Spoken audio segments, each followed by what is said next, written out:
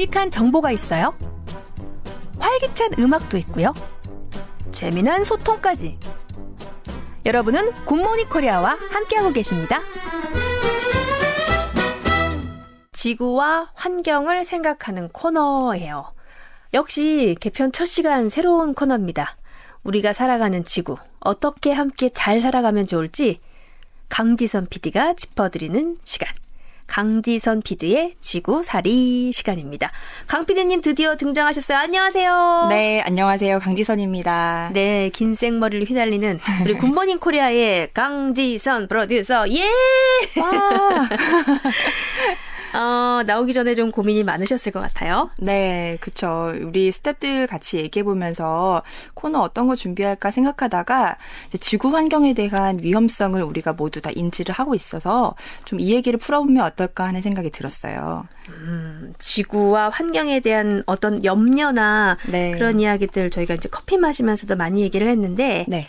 자, 첫 시간. 그렇다면 어떤 얘기로 풀어주실 건가요? 네, 오늘은 첫 시간이니까 탄소 중립에 대한 얘기를 해보려고 합니다. 혹시 탄소 중립 알고 계신가요? 뉴스에서 많이 나오죠. 그렇죠. 말은 좀 어려워 보이죠? 들었을 때 중립하면은 뭔가 뭐 0이 되어야 된다? 탄소를 맞아요. 없애자? 네. 그렇죠. 네, 정확합니다. 맞아요? 네, 맞습니다. 우리가 일상생활을 할 때 공기 중에 알게 모르게 탄소를 내뿜고 있거든요. 예를 들면 전기나 도시가스 사용하는 것도 탄소가 배출이 되고 대중교통을 이용할 때도 탄소가 나옵니다. 그리고 냉수, 온수 사용한다든가 심지어는 우리가 호흡을 할 때도 탄소가 배출이 되거든요. 근데 이제 탄소가 흡수되는 것도 있어요. 뭐 산림, 나무가 보통 탄소를 흡수한다라고 알려져 있죠. 이렇게 해서 탄소가 배출되는 양과 흡수되는 양이 똑같아져서 결국에는 탄소의 순 배출량이 0이 되는 것을 탄소 중립이라고 합니다. 그러니까 식물이 보통 우리가 생각하는 그 탄소를 줄여준다라고 했을 때 식물이나 이런 애들이 하는 역할과 네. 사람이라든지 우리가 내뿜는 나쁜 그 이산화탄소라고 그렇죠. 하는 그 탄소가 0이 되어야 된다. 그렇죠. 똑같은 그러니까 양이 되는 생산과 어떻게 거죠. 보면은 생산과 뭐 이게 뭐 맞아야 된다라는 거랑 좀 비슷한 위치네요. 네, 맞습니다. 아하. 그럼 탄소 중립은 왜 중요한 걸까요? 이 탄소 중립은요, 지구 온난화와 관련이 있습니다. 지구의 온도가 올라가는 걸 지구 온난화라고 하죠. 네. 탄소 중립이 돼야 지구가 적정한 온도 그리고 뭐 적정한 환경을 유지할 수가 있습니다. 그런데 과도하게 탄소가 배출이 되다 보니까 지구의 온도가 상승해서 지구 온난화가 발생하는 거거든요. 그러다 보면 우리한테 일상적인 기후가 아니라 이상한 기후가 생기게 되는 거죠. 기후 변화가 일으키게 되면 결국에는 우리가 살아가는 생존에도 위협이 된다라고 볼 수 있습니다. 그렇죠. 지구 온난화 문제. 네. 뭐 사실 추워야 될 때 춥고 더워야 될 때 더워야 되는데 그렇지 않으면서 뭐 생태계 파괴되고 뭐 이런 문제가 이제 나오는 거겠죠. 네, 맞아요. 그럼 지구 온도가 얼마나 지금 오르길래 이렇게 문제가 될 수 있는 걸까요? 그 산업화되기 이전에 지구 평균 온도를 보통 14도라고 얘기를 해요. 그런데 현재는 한 15도 정도다라고 파악이 되고 있거든요. 그러니까 한 120년 동안 1도 정도 상승했다라고 볼 수 있습니다. 그런데 과학자들이 예측을 한 걸 보니까 앞으로 뭐 한 15년 뒤 2030년대 후반 정도 되면 지구의 온도가 16.5도가 될 거다라고 예상을 하고 있어요. 30년대예요? 그렇죠. 2030년대 후반에. 그러니까 120년 동안 1도 상승했는데 네. 앞으로 한 15년, 뭐 17년 이 안에 1.5도가 상승할 수 있다. 이런 예측이 나오고 있으니까 지구 온도가 상승하는 게 속도가 굉장히 빨라진 거죠. 생각보다 좀 무서운데요? 네, 그렇죠. 지구 평균 기온 1도 올라가면은 뭐 안 좋아진다 이런 얘기들 있잖아요. 네, 그렇죠. 1도가 굉장히 크지 않아 보이지만 지구의 평균 온도 1도는 굉장히 큽니다. 1도는 바닷물을 데워서 공기 중에 수증기를 7%를 증가시켜서 비가 많이 올 수 있는 조건을 만들어 주는데요. 특히 그 지구의 전체 온도가 뭐 한꺼번에 오르는 게 아니라 이 한 곳은 굉장히 많이 오르고 한 곳은 덜 오르고 이렇게 해서 평균 온도가 얘기를 이제 만들어지는 거기 때문에 네. 극지방에서는 이 온도가 2-3배 정도 더 빨리 오른대요. 그러다 보니까 북극의 얼음이 빠르게 녹게 되는 겁니다. 그러니까 어느 지역은 뭐 사막화가 되고 어느 지역은 너무 비가 많이 오고 그렇죠. 그런데 이제 문제는 북극의 얼음까지도 녹고 있다. 네.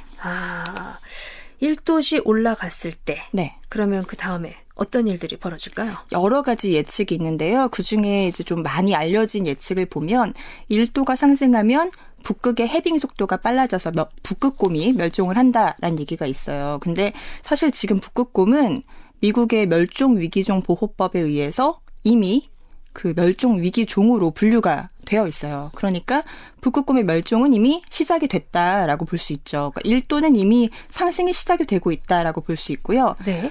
이 이상 2도가 상승하게 되면 그린란드가 전체가 녹아서 마이애미나 맨하튼이 물에 잠길 수 있고요. 열사병 사망자가 수십만 명으로 증가합니다. 그리고 3도씨 이상 상승하게 되면 아마존이 사라지고 해수면이 높아지면서 뉴욕이 침수되고요. 가뭄, 홍수, 생존자들이 살 곳이 없어서 생존할 땅을 찾느라고 생존 전쟁을 벌일 가능성도 있다. 이런 보고가 있습니다.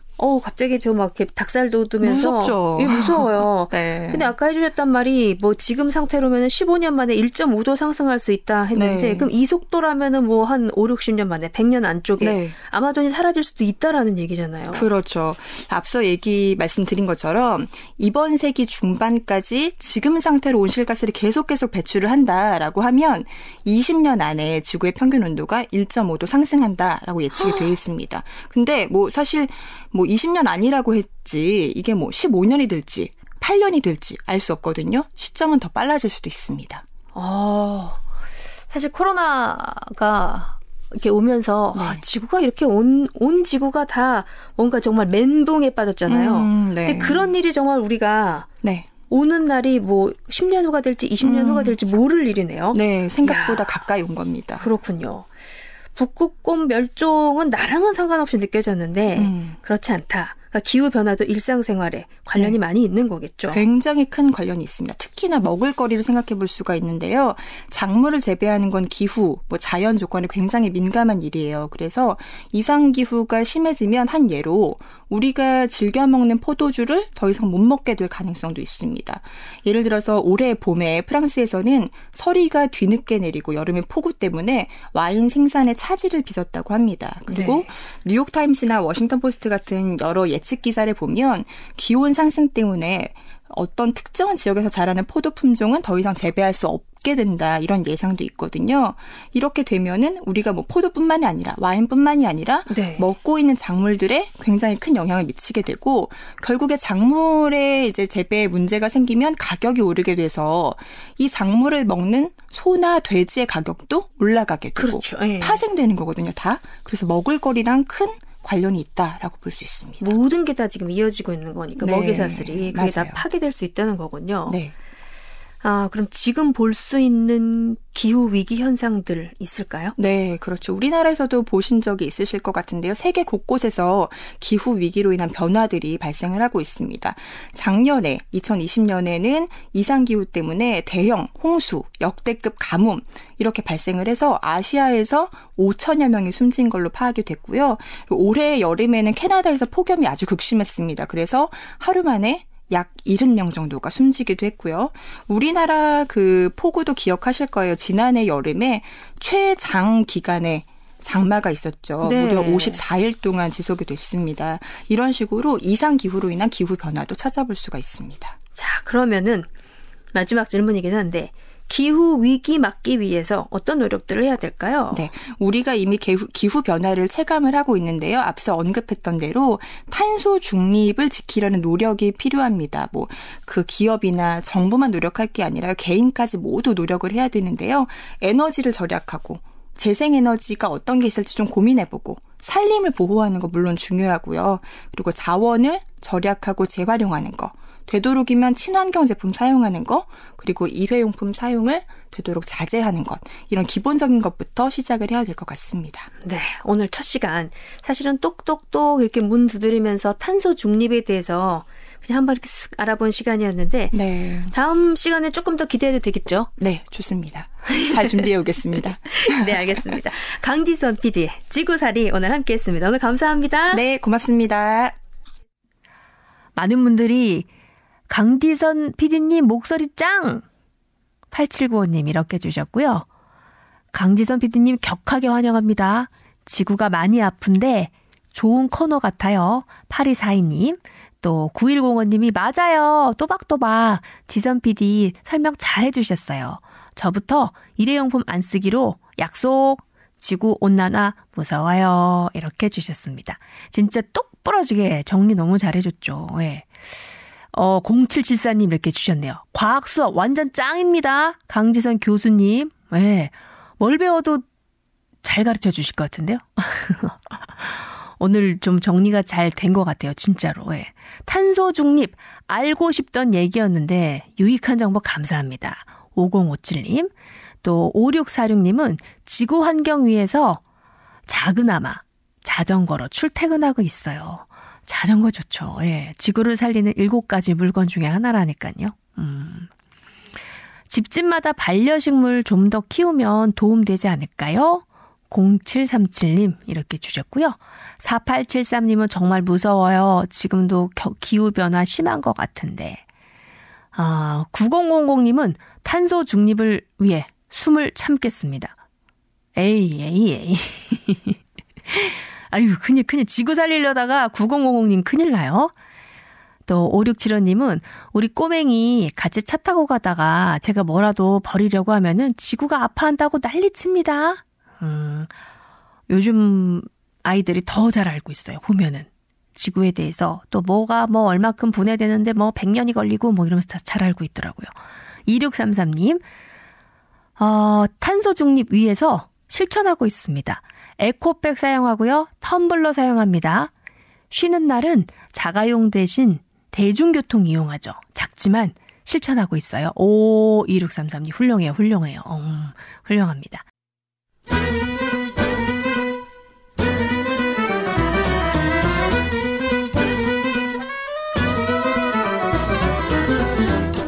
유익한 정보가 있어요. 활기찬 음악도 있고요. 재미난 소통까지. 여러분은 굿모닝 코리아와 함께하고 계십니다. 지구와 환경을 생각하는 코너예요. 자, 우리가 사랑하는 지구 어떻게 함께 잘 살아가면 좋을지 강지선 PD가 짚어드립니다. 강지선 PD의 지구살이 시간이에요. 안녕하세요. 네, 안녕하세요. 예, 지난 시간에 탄소 중립에 대해서 알아봤습니다. 네네. 자, 오늘은 그럼 어떤 얘기를 좀 풀어볼까요? 자, 오늘은 채식주의, 비건에 대해서 알아보려고 합니다. 채식주의. 네. 사실 이거는 건강이나 유전, 종교적인 문제가 아니라 환경적으로 좀 풀어주신다는 거죠. 네, 그렇습니다. 동물성 식품, 고기, 우유, 달걀 이런 걸 먹지 않겠다라는 게 채식주의인데요. 네. 말씀하신 대로 알레르기가 있다거나 건강상의 이유로 채식을 하시는 경우도 있고 채식이 좋다, 기호 때문에 하시는 분도 있는데 최근에는 환경보호를 위해서 채식을 하겠다 하는 분들도 늘고 있습니다. 그래요? 자, 언뜻 생각하기에 내가 먹는 음식까지 환경에 영향을 미칠까? 어떤 관련이 있을까요? 관련이 굉장히 큽니다. 일단 어떤 식단을 선택하는지가 환경에 영향을 미치는데요. 예를 들어서 과도하게 고기를 많이 먹는다. 이게 환경에 도움이 별로 안 되고요. 반면에 고기 섭취는 좀 줄이고 채식을 하게 되면 환경에 부담이 좀 덜 되게 됩니다. 내가 먹는 고기가 그렇죠. 왜 지구에 나쁜 영향을 미치는지 혹시 내가 뿜어내는 무슨 탄소 때문일까? 가스 때문일까? 네네. 이런 걸까요? 어떤 문제일까요? 일단 고기를 생산할 때 다량의 탄소가 배출이 됩니다. 키워내는데? 그렇죠. UN 식량농업기구가 발표한 자료를 보니까 고기를 생산할 때 발생하는 온실가스가 전 세계에서 발생하는 온실가스 배출량의 18%를 차지한다고 합니다. 그러니까 한 5분의 1 정도가 고기 생산하느라고 온실가스가 나온다. 이렇게 볼 수가 있습니다. 온실가스 하면은 사실 매연, 차량 이런 그쵸. 공장만 생각했는데 네. 그것뿐만 아니라 우리가 먹기 위해서 소, 돼지, 닭을 키운다 할 때 나오는 그 가스가 전체의 5분의 1을 차지한다. 그렇죠. 그러니까 말씀하신 대로 자동차 매연이 온실가스의 대표적인 예로 많이 떠오르실 것 같아요. 네. 그런데 이 교통 부문에서 발생하는 온실가스 배출량이 전 세계 온실가스 배출량의 13% 정도라고 하고요. 조금 전에 말씀드린 대로 고기 생산할 때 18%라고 하니까 교통 부문보다도 고기 생산하는 데서 나오는 배출가스가 더 많다. 이렇게 볼 수가 있겠죠. 그러네요. 자동차로 배출되는 양이 13%. 우리가 육류를 먹기 위해서 고기에서 생산하기 때문에 배출되는 가스가 18%. 그렇죠. 차이가 좀 있죠. 오호. 그렇게 많이 먹나? 소, 돼지, 뭐 닭.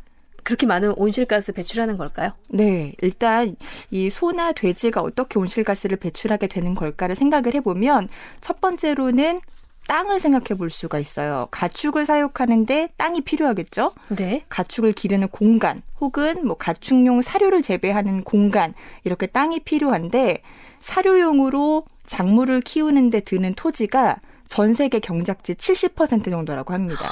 그렇게 많아요? 네. 그런데 이 땅을 확보하느라고 열대 우림을 방화하기도 하고요.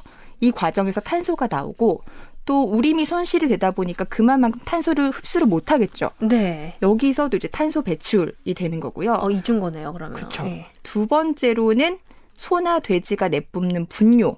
이걸 처리하는 과정에서도 온실가스가 발생을 합니다. 이 소나 돼지가 내뿜는 분뇨가 보통 메탄가스라고 하는데요. 메탄가스의 온실 효과는 이산화탄소보다 한 20배 정도 나쁘다고 해요. 굉장히 온실가스 영향력이 큰 비중을 차지하고 있다라고 볼 수 있고요. 또 마지막으로는 많이 고기를 생산해서 소비자한테 배송을 하려면 교통수단을 이용을 해야 되잖아요. 예. 이 과정에서도 또 온실가스가 나오니까 뭐 소, 돼지 우리가 식탁에서 대할 때까지 발생하는 배출량이 굉장히 많은 게 이해가 또 될 수도 있을 것 같아요. 그러네요. 토지부터 흙부터 그러니까 우리가 그 땅을 이제 마련하는 데부터 이미 식물을 이제 없애게 되고 그렇죠. 거기서부터 시작돼서 키우는 데 네. 그리고 또 나중에 유통하는 데까지 온통 온실가스를 배출하게 되는군요. 네, 맞습니다. 그럼 채식을 한다면 네. 환경에 도움이 되는 거겠죠? 일단 맞는 말씀이신데요. 고기를 아예 뭐 안 먹어서 완전한 채식을 한다라는 개념보다는요. 좀 덜 먹으면 육류 생산을 좀 줄일 수 있으니까 그만큼 탄소를 배출을 좀 줄일 수 있다. 이렇게 생각하시는 게 좀 더 쉬우실 것 같아요. 그렇겠네요. 예. 네네. 이제 동물성 식품과 식물성 식품이 배출하는 온실가스 양을 비교한 연구가 있는데요. 같은 양을 비교했을 때 소고기에서 발생하는 온실가스 배출량이 콩의 13배라고 합니다. 같은 음식이라면 되도록이면 단백질을 먹고 싶다면 콩을 먹는 게 환경에 좀 더 도움이 되겠다라고 생각해 볼 수가 있고요. 같은 메뉴라도 스테이크를 소고기 등심으로 먹느냐 아니면 두부로 만든 스테이크를 먹느냐에 따라서 온실가스 배출량이 11배 정도 차이가 난다고 합니다. 꽤 차이가 크네요. 그렇죠. 근데 하루아침에 막 고기를 안 먹을 수는 없지만 네. 조금 내가 좀 줄여보겠다. 이렇게 노력은 할 수 있을 것 같아요. 그렇죠. 그럼 어떤 방법이 있을까요? 채식을 실천하는 게 가장 좋은 방법인데요. 일단 뭐 어느 상점을 가든 식물성 식품이 항상 있습니다. 이렇게 자신 있게 말씀드리기는 조금 어려울 것 같아요. 아직은 우리한테 익숙한 동물성 식품들이 많은 게 사실이지만 그래도 찾아보면 분명히 있습니다. 특히 뭐 버거나 치킨, 패스트푸드점에서 판매하는 그런 것들이 다 뭐 동물성 식품으로 돼 있을 것만 같지만 잘 찾아보면 밀이나 콩을 활용한 패티로 버거를 만든 경우도 있고요. 또 대체육을 활용해서 라면에 건더기 스프를 만든 경우도 있습니다. 네. 그렇군요. 그러면 대체육 같은 고기 말고 다른 식품도 있겠죠? 그렇죠. 우유, 버터, 달걀 이런 것도 다 동물성 식품이라고 볼 수가 있거든요. 그런데 이제 뭐 카페에서 판매하는 라떼, 이제 우유가 들어간 커피 음료죠. 이것도 잘 살펴보면 동물성 우유가 아니라 식물성 우유로 만든 카페 라떼도 있습니다. 맞아. 두유로 만든 것도 요즘 있더라고요. 그렇죠. 그것도 식물성이죠. 그리고 뭐 계란을 활용해야 될 때 계란 맛이 나는 대체 계란을 활용한 경우도 있고요. 마요네즈도 계란이 들어가요. 근데 이걸 두유로 사용하기도 하고 아이스크림의 우유 대신에 코코넛 밀크로 만든 경우도 있습니다. 맞아요. 저희 동네에도 비건 빵집이 있는데 네. 계란하고 뭐 우유, 설탕 쓰지 않는다고 하더라고요. 그렇죠. 사실 저 같은 경우에는 계란하고 우유, 설탕 빼면 뭔 맛이야 싶었는데 네. 먹어보니 맛있더라고요. 네, 맛은 진짜 좀 비슷해요. 네. 저는 그냥 어떤 개인적인 뭐 알레르기 때문에 이용할 수 있겠다 생각했는데 환경을 생각하는 측면에서도 도움이 되는군요. 네, 맞습니다. 그런데 문제는 좀 비싸지 않을까? 염려돼요. 이게 뭐 품목마다 회사마다 조금 차이는 있을 것 같아요. 그래서 몇 가지 제가 좀 찾아봤는데요. 같은 회사의 버거를 일단 비교를 해봤어요. 고기가 들어간 패티의 버거는 보통 한 4,000원대부터 시작해서 비싼 거는 7,000원 이상도 있더라고요. 그런데 대체육 패티로 만든 버거는 한 5,000원대였어요. 그러니까 뭐 아주 비싸다라고 말할 수 없겠죠. 그리고 뭐 커피 회사도 비교를 해보니까 시럽이 들어간 커피 음료에 우유를 일반 우유를 쓰느냐, 식물성 우유를 쓰느냐, 이게 한 400원 정도의 차이더라고요. 아하. 그래서 뭐 아주 큰 차이가 있다라고 보기는 좀 어려울 것 같았습니다. 노력하면은 충분히 할 수 있는 정도의. 그렇죠. 예. 네. 근데 당장 육류를 다 안 먹겠다. 이건 좀 어려울 것 같은데 네. 뭐 어떤 방법들이 좀 있을까요? 네, 일단 뭐 갑자기 식단을 완벽한 채식으로 바꿔서 환경에 도움을 주겠다 이렇게 생각하면 너무 어려워요. 네. 그런데 이제 환경을 위해서 채식을 하시는 분들도 완벽한 채식을 만행을 하는 건 아니고 네. 이제 뭐 비틀즈의 폴 맥카트니가 제안한 고기 없는 월요일이라는 캠페인이 있어요. 고기 없는 월요일. 그렇죠. 고기 없는 월요일. 이름에서도 알 수 있다시피 월요일에 고기를 안 먹겠다 이런 얘기예요. 그래서 이 캠페인이 시작이 돼서 뉴욕에서는 공공급식에서 일주일에 한 번 채식을 제공하는 걸 의무화했고요. 포르투갈 정부에서도 공공급식에서는 채식을 옵션으로 반드시 제공하겠다. 이렇게 법으로 제정을 했거든요.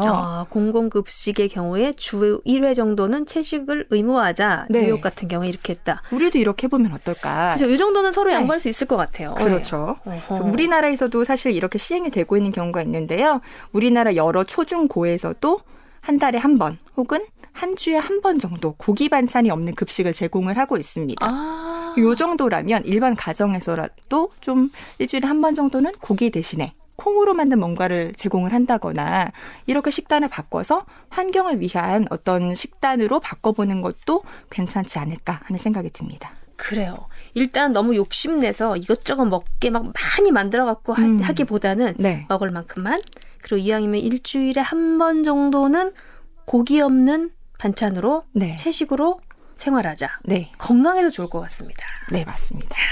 환경을 위해서 우리가 한번 실천하는 삶 좋겠어요. 강지선 PD의 지구살이 오늘 함께했습니다. 강 PD님 감사합니다. 네, 고맙습니다. 와, 문자들 많이 들어오고 있어요. 5429님이 채식해보는 거 괜찮을 것 같네요. 저도 야채 많이 먹거든요. 이에 공감합니다. 또 1785님, 우리 아들 아토피로 고생 많이 하고 있거든요. 입맛이 길들여져 있어서 비건은 힘들더라고요. 채식하는 건 힘들고 끈질긴 노력 끝에 집밥 선호하고 피부 좋아지고 있습니다. 의학의 힘도 빌렸지만 김치 같은 식품들로 식탁이 확 달라졌어요. 저는 두부를 또 많이 먹고요. 지금도 줄여가고 있습니다.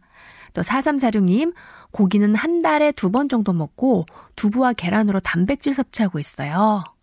또 9148님, 20년 동안 인천에서 두부 식당 하고 있거든요. 직접 맷돌로 콩을 갈아 손두부 하고 있습니다. 방송 듣고 보니 나도 지구환경에 일조하고 있구나 생각하니 뿌듯합니다. 이렇게 주셨네요. 그리고 또 이런 의견들도 있어요. 방송 듣다 보니 머리 아파요. 나이 들면 동물성 단백질 잘 먹어라 하는데 식물성 단백질 권장하는 건가요? 웃자죠? 7658님. 뭐 이게 건강상의 이유가 있으신데 막 다 채식을 하실 필요는 없고요. 아까 말씀드렸다시피 우리가 좀 과하게 먹는 것에 대해서 한 번쯤 생각해 보는 거. 예. 내가 조금 고기 욕심을 좀 버리고, 이 괴기 욕심을 좀 버리고, 지구를 좀 생각해 볼까? 뭐 야채도 좀 먹어볼까? 이렇게 이 생각을 하는 한 발자국이 저는 필요한 거 아닐까 싶어요. 6685님도 온실가스가 그렇게 많이 나올 줄 몰랐습니다. 생선이나 민물고기로 대처하면 좋겠다는 생각도 드네요. 이렇게 해주셨어요. 야채도 많이 먹고 고기도 많이 먹는데 어쩌죠? 그게 안 좋은 거예요. 너무 많이 드시는 거. 5675님이 뱉어내는 가스만 해도 이게 대단하다는 거죠. 예. 이 밖에도 그 채식의 영양분은 동물 부산물 아니에요? 0739님 주셨어요. 맞아요. 예. 뭐 우리가 하루아침에 다 모든 걸 바꾸겠다 뭐 이런 건 아니고요.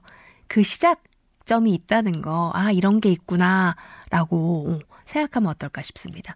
또 8855님도 이것저것 따지면 산소만 먹고 살아야겠어요. 엉애 언니처럼. 산소 같은 여자. 너나 잘하세요. 웃자고 주신 문자 메시지 감사합니다.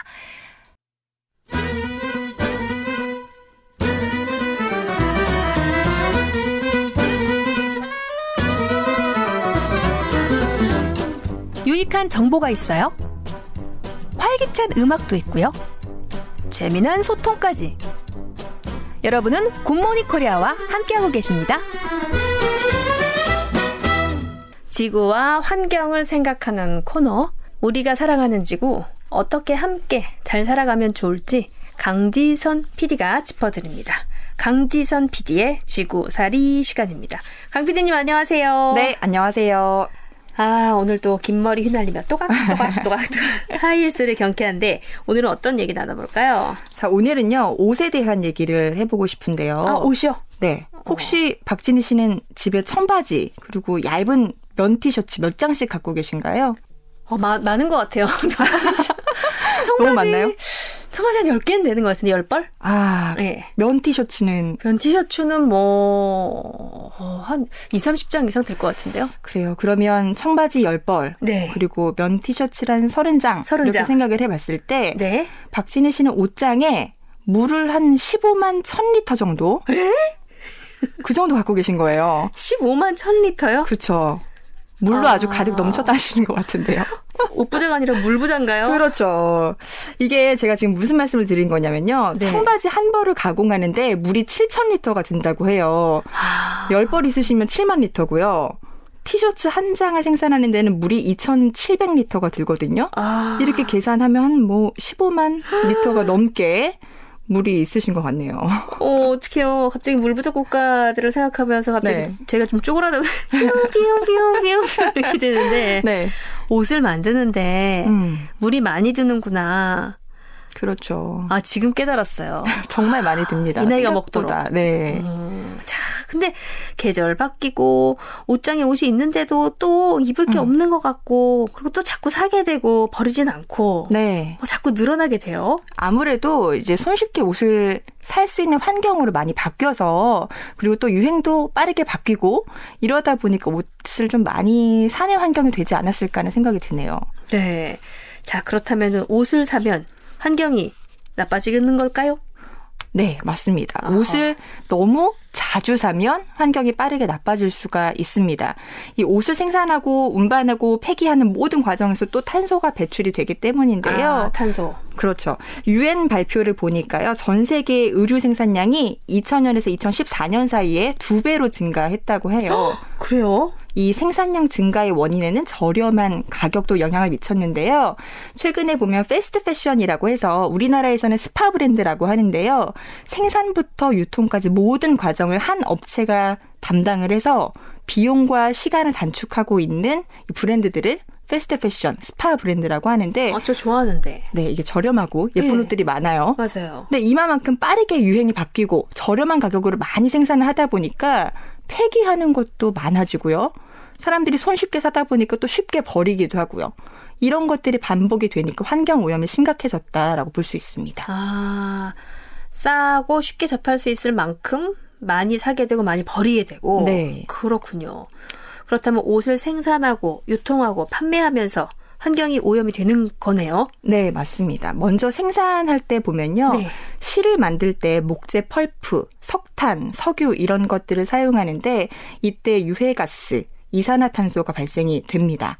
영국 의회 환경감시위원회가 이제 발표한 자료를 보면 옷의 절반 이상의 폴리에스터라는 소재가 사용이 돼요. 네. 근데 이 폴리에스터의 70% 이상이 페트병과 동일한 소재의 플라스틱으로 되어 있습니다. 그러면요. 이런 폴리에스터 소재 말고 네. 천연 섬유로 된 옷은 괜찮은 걸까요? 면을 생각해 볼 수가 있겠죠. 천연 섬유라고 하면. 목화솜. 그렇죠. 네. 목화를 재배할 때도 또 마냥 환경에 좋은 것만은 아닌데요. 전 세계 농약 사용량의 10에서 20%에 해당하는 살충제가 이 목화 재배할 때 들어간다고 해요. 이렇게 농약을 사용을 하게 되면 흙, 공기, 지하수 다 오염이 되겠죠. 게다가 면으로 만든 것도 뭐 표백을 하고 염색을 해야 옷이 되잖아요. 네. 이렇게 옷감을 만드는 데에도 화학물질이 엄청나게 들어가게 되는 겁니다. 표백제, 염색제를 사용하게 되니까. 아. 그러다 보면 또 물도 오염되고 토양도 오염되고. 그래서 한 재단의 보고서를 보면 전 세계 폐수의 20%가 패션 산업이 만들어낸 폐수다. 그래서 수질 오염이 심각하다라는 내용도 있습니다. 와, 전 세계 폐수의 20%가 패션 산업에서 발생한다? 네. 뭐 저희 책임도 있는 거네요. 그렇죠. 우리가 빠르게 많이 사고 입고 있으니까요. 그렇죠. 그러면 일단 한번 생산된 제품을 오래오래 잘 입으면 그럼 이게 좀 도움이 되는 거겠죠? 잘 빨아서 잘 입으면 도움이 되는 거겠죠? 뭐 한 번 만들어진 걸 오래 사용한다라는 거는 좋은 개념일 수는 있지만 뭐 자주 세탁을 한다. 이게 꼭 확실히 좋다라고 볼 수는 없습니다. 이 세탁을 할 때 세제, 표백제 사용을 하잖아요. 이게 또 동일하게 물과 토양을 오염을 시키고요. 네네. 아까 말씀드린 것처럼 합성섬유, 폴리에스터 이런 것들을 세탁기로 돌리게 되면 미세한 플라스틱 조각들이 나오거든요. 미세섬유라고 하는데 이게 70만 개 이상이 방출이 되게 됩니다. 그래서 세계 자연보호연맹 자료를 보면 미세 플라스틱 오염의 35%가 합성섬유 세탁에서 발생을 했다라는 보고도 있어요. 이게 다 뭐 해양 오염시키고 생태계를 파괴시킨다. 네. 야, 이것도 옷이 문제네요. 맞습니다. 그렇다고 뭐 안 입고 살 수 있는 거고. 네. 지금 자주 빠든 것도 이게 문제고.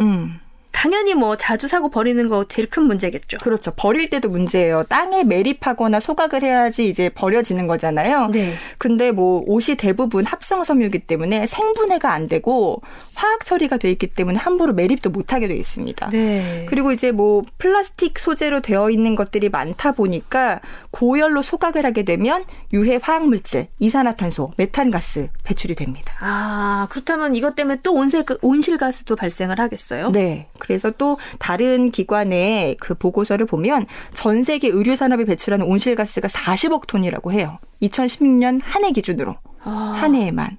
그래서 이대로 유지하게 되면 2030년에는 의류 생산하면서 탄소 배출하는 게 49%로 늘어날 수도 있다. 이런 예측도 있습니다. 너무 많이 사고 너무 많이 버리는 거죠.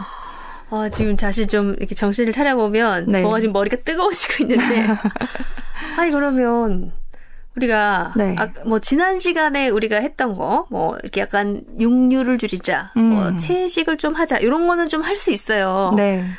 옷을 아예 안 살 수는 없고. 그렇죠. 그럼 뭐 잘 사서 잘 입는 게 가장 좋을까요? 일단 옷을 아예 안 사는 건 어려우니까. 그렇죠. 우리가 뭐 그냥 뭐 살 수는 없으니까. 그렇죠. 예. 환경을 위해서 어떻게 옷을 구매하는 게 좋을까를 고민을 해보면 좋을 것 같아요. 일단 뭐 옷을 살 때 모양, 색깔, 가격 이런 것들을 고민을 하잖아요. 네. 이거 외에도 이 옷을 사는 데 있어서 환경에 어떤 영향을 미치는지도 고민을 좀 해보면 좋을 것 같습니다.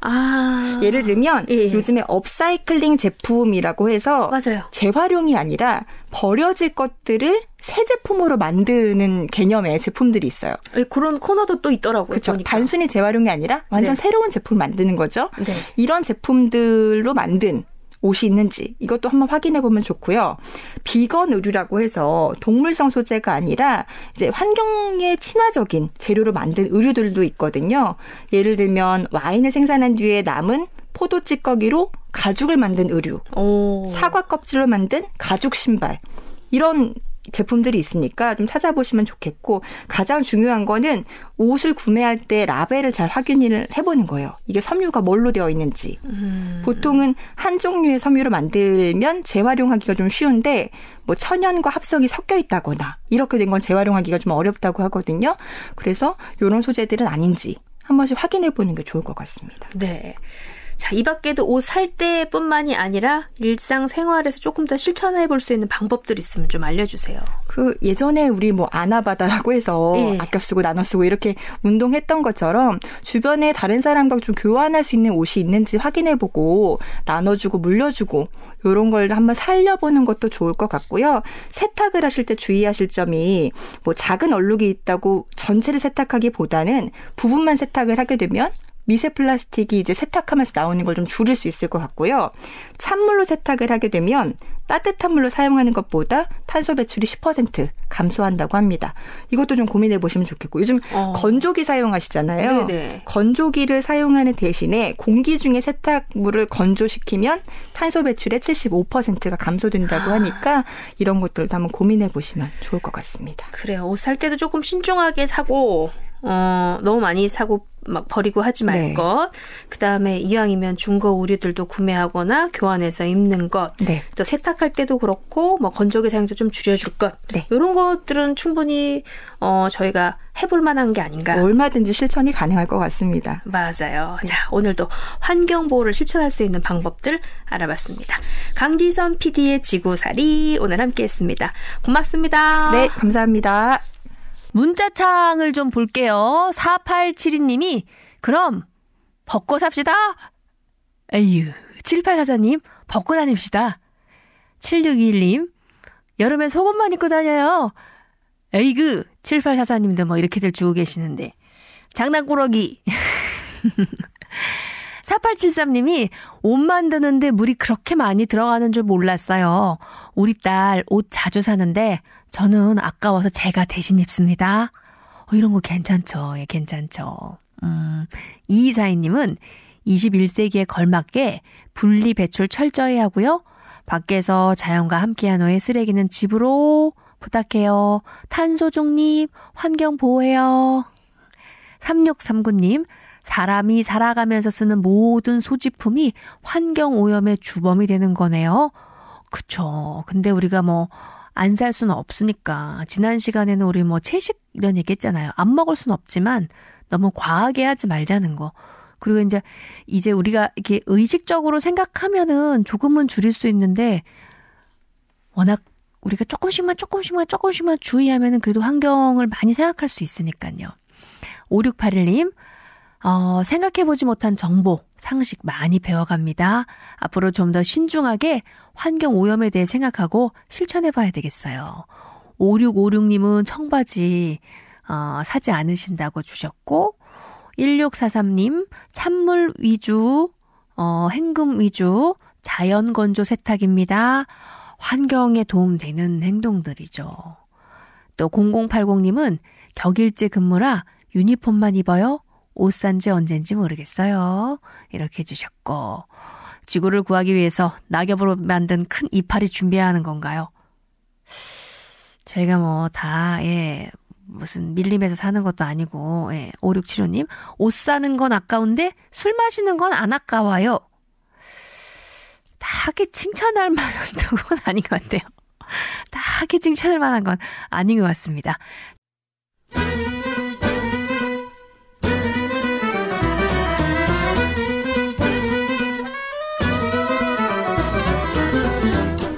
유익한 정보가 있어요.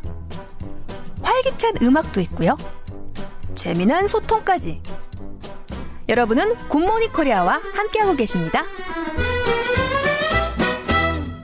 지구와 환경을 생각하는 코너입니다. 우리가 사는 지구, 어떻게 함께 살아가면 좋을지 강지선 PD가 짚어드립니다. 강지선 PD의 지구살이. 자, 강지선 PD 나오셨어요. 안녕하세요. 네, 안녕하세요. 오늘은 하이힐 대신 운동화를 신고 오셨네요. 네, 좀 피곤한 날입니다. 좀 걷기로 해서 그런 건 아닐까? 네, 그것도 좋긴 한데 오늘 좀 피곤하네요. 일단 피곤한 걸로. 그렇군요. 우리가 뭐 처음 시간부터 이제 탄소 중립, 그다음에 우리가 먹는 이제 먹을 거리 중에서 이제 채식을 하면 좋다라는 얘기. 그다음에 이제 옷에 관련된 옷을 우리가 이제 소비하는데도 굉장히 많은 그 에너지가 든다. 뭐 이런 얘기들. 다 기억하고 계시네요. 저기 청취자 여러분들 더 잘 기억하고 계시죠? 그러시겠죠? 네네. 오늘은 어떤 얘기일까요? 자, 오늘은요, 에너지에 대한 얘기를 해볼 텐데요. 우리가 사용하는 에너지입니다. 어떤 게 좀 떠오르시나요? 일단 전기. 전기, 그쵸. 대표적이죠. 예, 전기. 뭐 태양, 뭐 바람 여러 가지가 있겠죠. 그쵸. 일반적으로 전기 많이 생각하실 것 같은데요. 이 전기 에너지, 뭐 태양 에너지 다 어떻게 만들어지는지 좀 생각해 볼 필요가 있을 것 같아요. 사실 이 에너지를 어떻게 생산하는지 이거는 뭐 환경에 미치는 영향 때문에 중요하기도 하지만 또 다른 문제가 있습니다. 환경에 미치는 영향 말고 다른 문제가 있다고요? 네, 다른 문제인데요.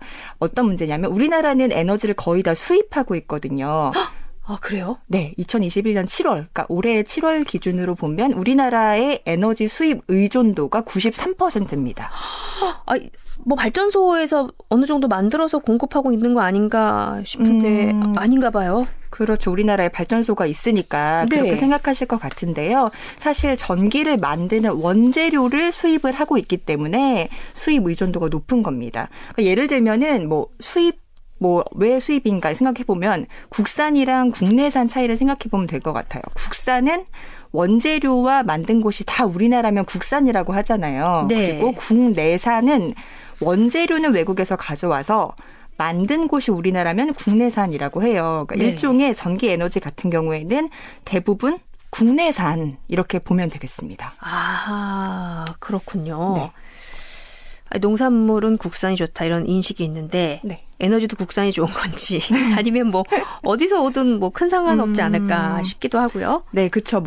그 농산물이랑 달리 질적으로는 크게 차이는 없을 것 같아요. 그런데 최근에 그 중국발 요소수 문제 기억하고 계실 것 같아요. 네. 이제 수입이나 수출이나 이런 게 좀 어려워진다거나 외교적으로 분쟁이 생긴다거나 이러면은 에너지 그 원료를 수입해 오는데 좀 문제가 생길 수가 있겠죠.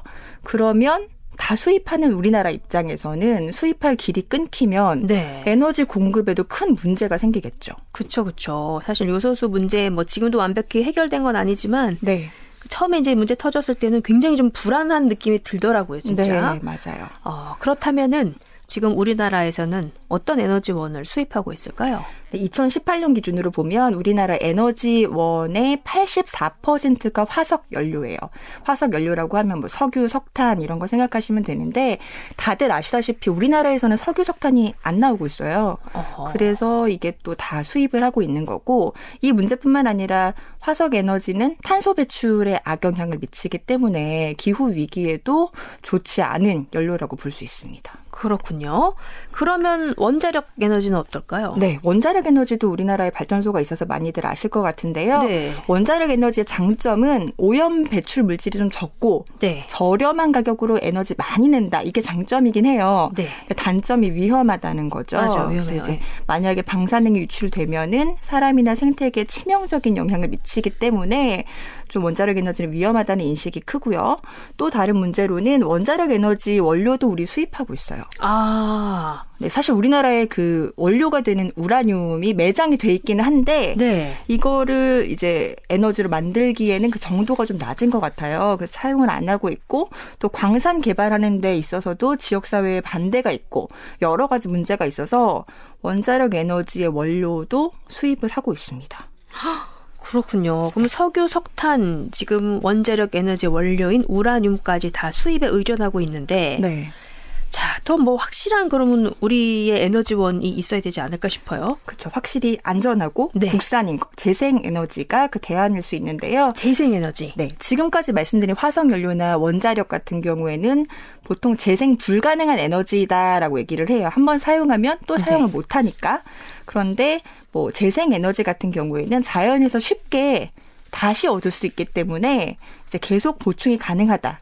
이렇게 볼 수 있는데요. 태양력, 수력, 풍력 뭐 이렇게 자연에서 얻는 것들 이런 것들 재생에너지가 대안으로 볼 수 있습니다. 그렇다면은 이제 앞으로의 어떤 그 방향은 네. 재생에너지 쪽으로 가야 되지 않나 뭐 이렇게 딱 예측이 되네요. 네, 맞습니다. 이렇게 우리가 지금 사용하고 있는 에너지 생산 방식에서 재생에너지로 바꾸는 것을 에너지 전환이라고 하는데요. 이렇게 에너지 전환을 하게 되면은 뭐 국내에서 생산이 가능하다는 장점, 그래서 에너지 안보에도 문제를 해결하는 데도 한 대안이 될 수 있습니다. 아하. 에너지 전환하면은 환경에도 당연히 도움이 되겠죠. 아, 당연하죠. 일단 친환경적이고요. 그래서 이제 많은 나라에서는 대부분 탄소 배출을 감소하겠다라는 대안으로 재생에너지로 전환을 하고 있어요. 근데 우리나라 재생에너지 발전 비중 굉장히 낮거든요. 아, 그래요? 네, 2019년 기준으로 보니까 아시아에서 재생에너지 발전 비중이 우리나라가 꼴찌에서 두 번째였어요. 그러니까 우리나라보다 더 적게 재생에너지를 발전시키고 있는 나라는 대만밖에 없었고. 아, 그래요? 네, 우리나라는 아시아에서 이제 5.5% 수준으로 재생에너지 발전을 하고 있었는데 베트남이 30%였어요. 오. 네, 우리나라가 상대적으로 에너지 전환을 위해서 해야 할 일들이 아직 많이 있다. 이렇게 볼 수 있습니다. 그렇군요. 앞으로 재생 에너지에 대한 이야기는 다음 시간인 거죠. 네, 조금 더 해볼까요? 다음 시간에. 오늘 뭔가 하다 만 느낌이 들어서. 아, 그래요? 네. 에너지 전환 얘기가 너무 어려울 것 같아서 조금 쉽게 조금 나눠서 생각을 해보자 해서 준비를 했는데요. 일단 다음 주에도 조금 더 관련된 얘기를 준비해 보겠습니다. 알겠습니다. 강지선 PD의 지구살이 오늘 함께했습니다. 고맙습니다. 네, 고맙습니다. 아니 재생에너지 쓰는 게 아시아에서 꼴찌에서 두 번째래요. 오호. 환경지킴 아무리 강조해도 지나치지 않습니다. 나부터 실천하자. 5681님. 탄소 중립 위해서 자가용 없앴습니다. 40년 동안 타던 승용차 미련 없이 버렸습니다. 9148님. 오 올레. 장윤정의 노래 보내드릴게요. 2967님의 신청곡입니다.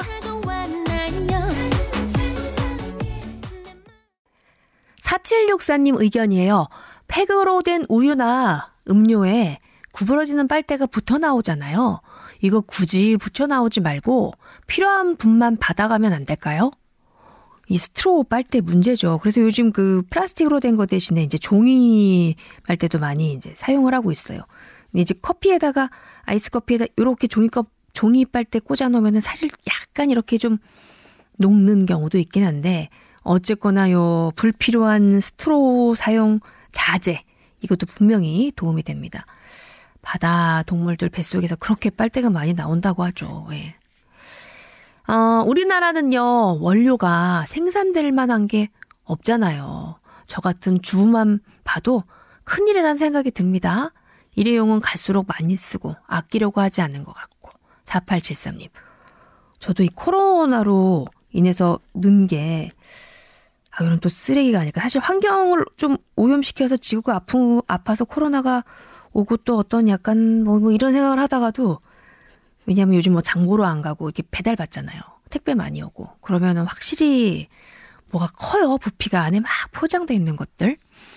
요즘 줄일 수 있는 방법들이 있으면 우리 생각을 좀 모아보는 것도 좋을 것 같아요. 얼마 전에 마트 갔는데 떠먹는 요거트 있잖아요. 근데 위에만 알록달록하게 여기 붙어 있고 옆에는 그냥 하얗게 돼 있더라고요. 근데 설명이 환경을 위해서 옆에 있는 라벨을 다 이제 쓰지 않는다. 근데 되게 좋아 보이더라고요. 어디든 왜 이렇게 얇은 비닐로 해서 씌워놓잖아요. 근데 그것도 생각해봐요.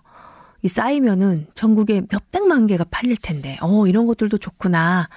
이런 생각이 들었습니다. 또 2029님은 일회용 컵 대신 텀블러 사용하기 꼭 지키고 있습니다. 지구도 살리고 환경도 살리고 좋아요. 와, 이거 2029님은 우리 문자 주제에도 맞고 우리 코너에도 맞는 문자를 주셨네요. 꼭 지키고 있는 거 텀블러 사용하기. 그리고 환경에 관련된 문자 주셨어요. 그런 의미에서 선물 드립니다.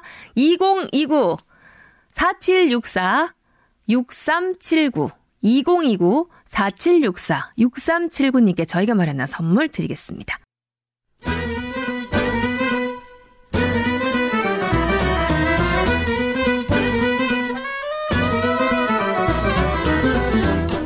유익한 정보가 있어요. 활기찬 음악도 있고요. 재미난 소통까지. 여러분은 굿모닝 코리아와 함께하고 계십니다.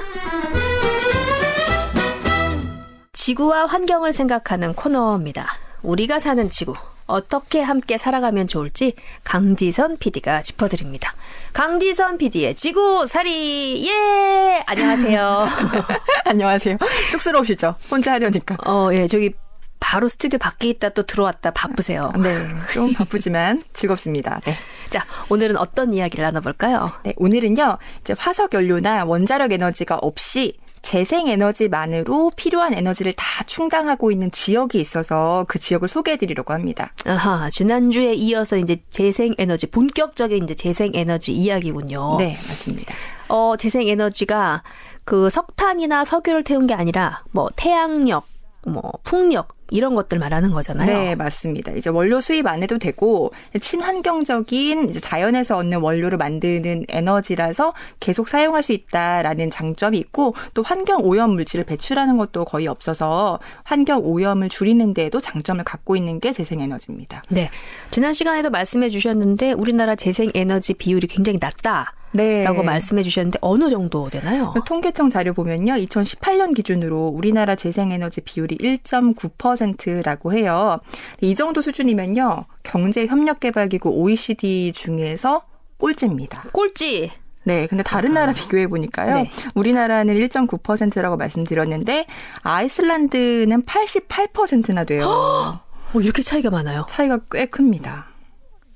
꼴찌라도 좀 압도적인 꼴찌인데요, 그러면? 네. 이렇게 비율이 낮으면요. 환경오염도 많이 된다라고 볼 수밖에 없어요. 왜냐하면 재생에너지를 안 쓰고 그 네네. 대신에 화석연료를 많이 의존을 하다 보니까 이제 배출량도 많아서 환경오염도 좀 심하다라고 볼 수 있습니다. 그럼 어느 정도 될까요? 뭐 이제 우리나라보다 배출량이 많은 나라가 몇 군데 있기는 하지만 네. 33개 나라 중에서 우리나라가 6번째로 많은 수준으로 환경오염 물질을 많이 배출을 하고 있었어요. 그래서 우리나라보다 많이 배출하는 나라는 뭐 에스토니아, 호주, 뉴질랜드 한 5개 나라 되고 우리나라는 꼴찌에서 6번째니까 하위권인 거죠, 사실. 근데 또 의외네요. 호주나 뉴질랜드 굉장히 친환경적일 것 같은데. 그러게요. 네, 온실가스 배출량이 또 높군요. 네, 맞습니다.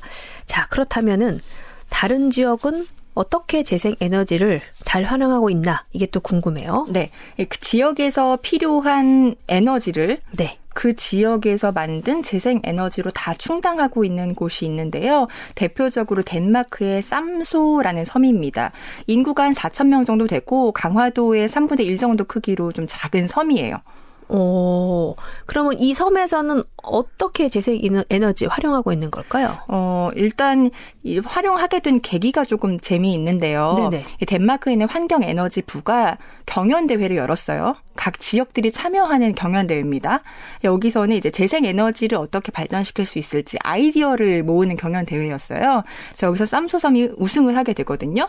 근데 그 전까지는 재생에너지 비중이 쌈소섬에서 13% 정도였는데 이 경연대회를 참여를 하고 그 목표에 따라서 추진을 하다 보니까 10년 뒤에는 세계 최초로 100%로 그 지역에서 나온 에너지로 그 지역에 필요한 에너지를 다 충당하는 에너지 자립을 이루게 된 사례가 됩니다. 재생에너지 아이디어 경연대회를 통해서 그럼 이렇게 된 거네요. 그렇죠. 네. 그러면 쌈소섬이 사용하는 재생에너지는 뭘까요?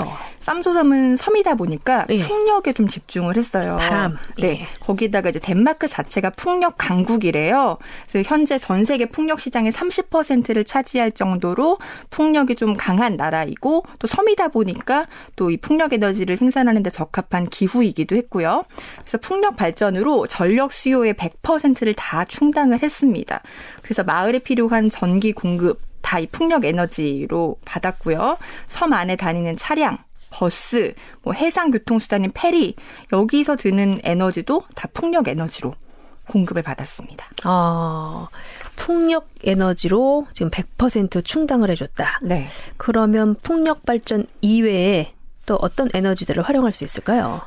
난방 에너지가 필요하잖아요. 따뜻하게 네네. 데우는 이 난방 에너지에는 뭐 태양열, 바이오매스 뭐 이런 것들을 활용을 했거든요. 그래서 이제 마을에서 필요한 난방 에너지를 다 충당을 했고 그러고도 잉여분이 남았어요. 그래서 이 남은 에너지는 덴마크 본토로 수출을 하기도 하고 이렇게 하다 보니까 지역 경제에 보탬이 된다. 이런 결과까지 나왔는데 결국에 이제 탄소 배출량도 굉장히 적어져 갖고 덴마크 자체의 1인당 탄소 배출량이 6.2톤이다라고 보면 쌈소섬은 마이너스 12톤이다라고 될 정도로 잉여분이 많이 남았습니다. 이야, 풍력 발전으로 아주 제대로 그러면 친환경적인 에너지를 지금 충당하고 있는데 네. 아까 살짝 말씀해 주셨는데 저 궁금해서요. 바이오매스라고 했는데 네. 이 바이오매스가 뭐죠? 그 난방 에너지 말씀드리면서 바이오매스를 말씀드렸는데 네. 이제 생물 연료예요. 자연에서 얻는 에너지인데 식물이나 동물, 미생물 이런 이제 바이오 에너지의 원료를 활용을 해서 이제 에너지를 얻는 거예요. 예를 들면 뭐 농작물의 기름을 추출해서 네. 액체 연료를 사용을 한다거나 동물의 분뇨를 말려서 연료를 사용한다거나 이런 식으로 활용하는 걸 바이오매스라고 합니다. 아, 그렇군요. 네. 자, 재생에너지로 전환하는 데 드는 돈이 또 필요할 것 같아요. 그렇죠. 기존의 에너지 그 생산 방식에서 바꿨으니까 돈이 좀 많이 들었을 것 같은데요. 네. 쌈소섬의 경우에는 덴마크 정부의 지원이 거의 없었고요. 10년 동안 전체 투자금이 800억 원이 들었는데 이 중에서 750억 원을 주민들이 다 투자를 했대요.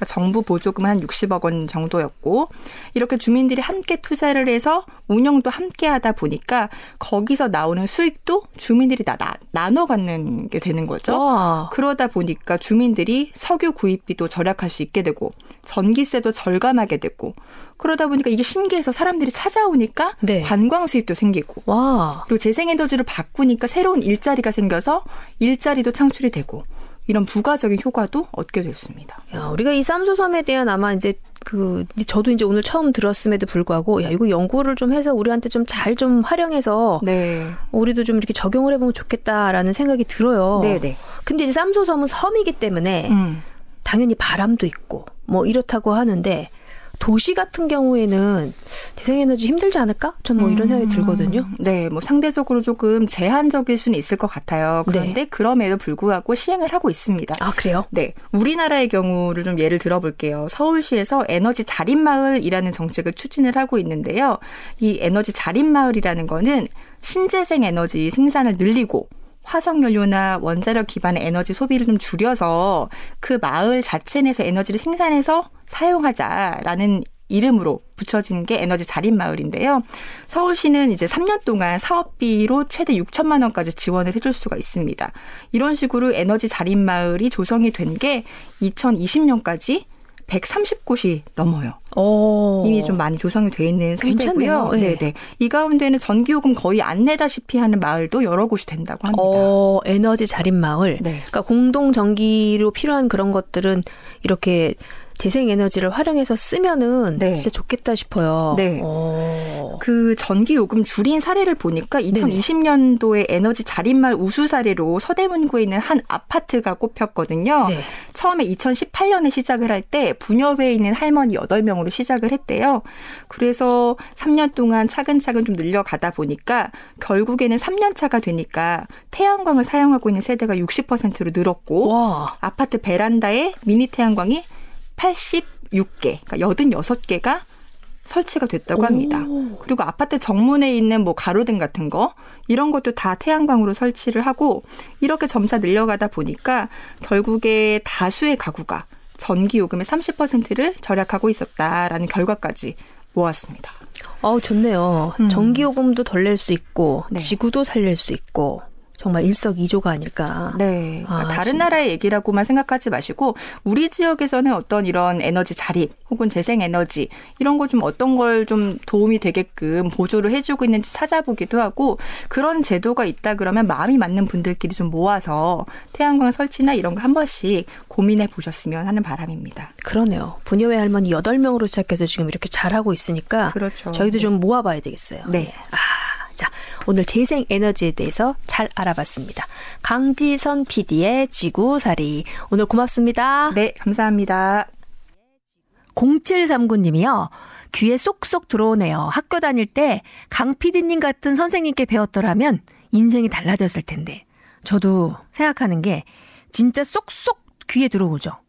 완전히 정리를 해갖고 뭔가 핵심 정리 노트 이런 거 진짜 잘 만들었을 것 같아요. 재생에너지 많이 사용해서 환경보호 앞장서야 될 것 같습니다. 태양열 많이 사용하면 전기 전략도 할 수 있고 환경도 보호할 수 있습니다. 3684님 의견이고요. 저는 커피 마실 때마다 제 컵을 가지고 가서 사와요. 일회용품 안 쓰는 거 좋죠. 8728님. 또 9941님은 대중교통 이용하기, 장바구니 이용하기, 아나바다 운동 활성화해서 그린 플레이션 억제합시다. 이렇게 주셨네요. 그린 플러스 인플레이션의 합성어예요. 환경 파괴로 인해서 물가가 상승하는 걸 의미합니다. 와, 그린 플레이션. 저도 기억할게요. 재생에너지는요. 인구가 적은 곳에서만 가능하지 않을까요? 2599님. 꼭 그렇지는 않을 것 같아요. 제가 전문가는 아니지만 거기에 적합한 그 재생에너지로 조금 더. 근데 재생에너지를 하려면 사실 기반 자체를 또 많이 마련해야 된다는 점도 있죠. 예. 점차적으로 이렇게 약간 변화해 가는 게 당연히 맞지 않나? 제 생각은 그래요. 저희 집 주택인데요. 옥상에다가 태양열 설치해서 전기요금 많이 절약돼서 좋습니다. 2825님. 요즘 아파트 그 천정에도 많이 있어요. 저희 아파트도 공공전기는 뭐 그렇게 해서 일정 부분 충당하는 걸로 알고 있거든요. 탄소에 대해서 공부 잘 배웠어요. 0774님. 강지선 쌤 완전 짱. 우리 강지선 쌤이라고 불러야 되겠어요. 또 9105님. 우리도 벤치마킹해서 에너지 자립마을 조성하면 좋겠습니다. 저희 아파트에도 태양광 설치해야겠어요. 또 9148님. 우리나라는 바람 적어서 풍력은 아닌 것 같은데 태양광 면적이 작은 나라라서 국민의 절약 정신이 중요한 것 같습니다. 석유에서 분출되는 플라스틱 줄여야 한답니다. 맞아요. 플라스틱이 문제죠. 5681님. 나 바다 아껴 쓰고 나눠 쓰고 받아 쓰고 다 쓰고 아니고 바꿔 쓰고 다시 쓰고 저는 받아 쓰고 다 쓰고요? 이러셨는데 아껴 쓰고 나눠 쓰고 바꿔 쓰고 다시 쓰고 예, 이렇게 되겠어요. 오 시간이 많이 됐는데요. 자 선물 받으실 분 발표는 고속도로 상황 듣고 와서 함께 하겠습니다.